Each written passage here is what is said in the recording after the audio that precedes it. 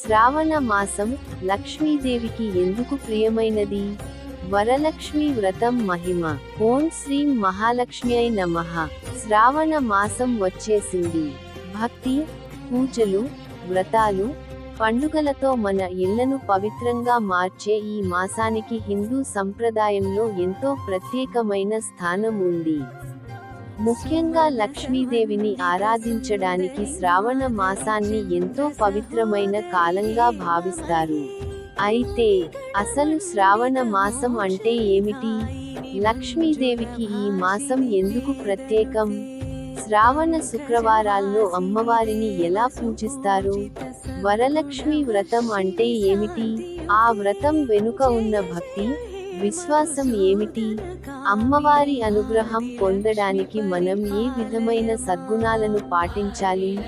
ఈ రోజు మనం ఈ విషయాలన్నింటినీ భక్తితో తెలుసుకుందాం. శ్రావణ మాసం మనకు చెప్పే గొప్ప సందేశం ఒక్కటే: ఇంట్లో సంపద ఉండటం మాత్రమే ఐశ్వర్యం కాదు. ఇంట్లో శాంతి, భక్తి, దయ, ధర్మం ఉండటమే నిజమైన లక్ష్మీ కటాక్షం. అందుకే ఈ పవిత్రమైన శ్రావణ మాసాన్ని భక్తితో ప్రారంభిద్దాం. ఓం శ్రీం మహాలక్ష్మ్యై నమః. 1. శ్రావణ మాసం అంటే ఏమిటి? శ్రావణం హిందూ పంచాంగంలో ఎంతో పవిత్రమైన మాసంగా భావిస్తారు.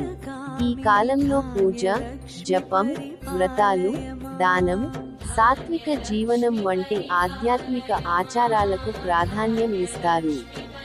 2. లక్ష్మీదేవికి శ్రావణం ఎందుకు ప్రత్యేకం? దక్షిణ భారత సంప్రదాయాల్లో శ్రావణ మాసంలో లక్ష్మీ పూజకు ప్రత్యేక ప్రాధాన్యం ఉంది. ముఖ్యంగా శుక్రవారాల్లో అమ్మవారిని పూజించడం, వరలక్ష్మి వ్రతం ఆచరించడం ప్రసిద్ధి. 3. వరలక్ష్మి వ్రతం అంటే ఏమిటి? వరలక్ష్మిని మహాలక్ష్మీదేవి యొక్క ఒక స్వరూపంగా భావించి, కుటుంబ సౌభాగ్యం, శాంతి, ఐశ్వర్యం కోసం భక్తితో పూజించే సంప్రదాయం. 4. ఎలా పూజిస్తారు? ఇంటిని శుభ్రం చేసుకుని, పూజా స్థలంలో లక్ష్మీదేవి ప్రతిమ లేదా చిత్రాన్ని ఏర్పాటు చేసి, దీపం వెలిగించి, పూలు, పసుపు, కుంకుమ, పండ్లు, నైవేద్యాలు సమర్పించి భక్తితో ప్రార్థిస్తారు.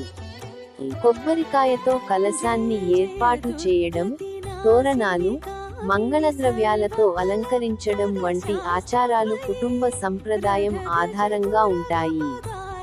5. ఏ నైవేద్యాలు పెట్టవచ్చు? ప్రాంతం, కుటుంబ ఆచారం బట్టి మారుతాయి. సాధారణంగా పాయసం, పులిహోర, చక్కెర పొంగలి, వడలు, పండ్లు, కొబ్బరికాయ, పానకం వంటి సాత్విక నైవేద్యాలు సమర్పిస్తారు. 6. అసలు లక్ష్మీ అనుగ్రహం అంటే ఏమిటి? కేవలం డబ్బు మాత్రమే కాదు, ఆరోగ్యకరమైన జీవనం, అన్నం, జ్ఞానం, ధైర్యం, కుటుంబ సంతోషం, ధర్మబుద్ధి, సంతృప్తి, దానం చేసే మనసు కూడా ఐశ్వర్యంలో భాగమే అని సందేశంగా చెప్పవచ్చు. శ్రావణ మాసం మనకు కేవలం పూజలు, వ్రతాలు మాత్రమే నేర్పదు. దానం చేయడం, దయ చూపించడం, ధర్మాన్ని పాటించడం, కుటుంబంలో ప్రేమను పెంచుకోవడం, మనసును పవిత్రంగా ఉంచుకోవడం, ఇవే నిజమైన లక్ష్మీ పూజ.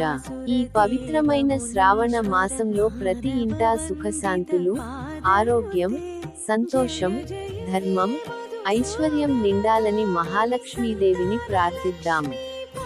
శ్రీ మహాలక్ష్మీదేవి కటాక్షం మనందరిపై ఉండాలని కోరుకుంటూ ఓం శ్రీం మహాలక్ష్మ్యై నమః.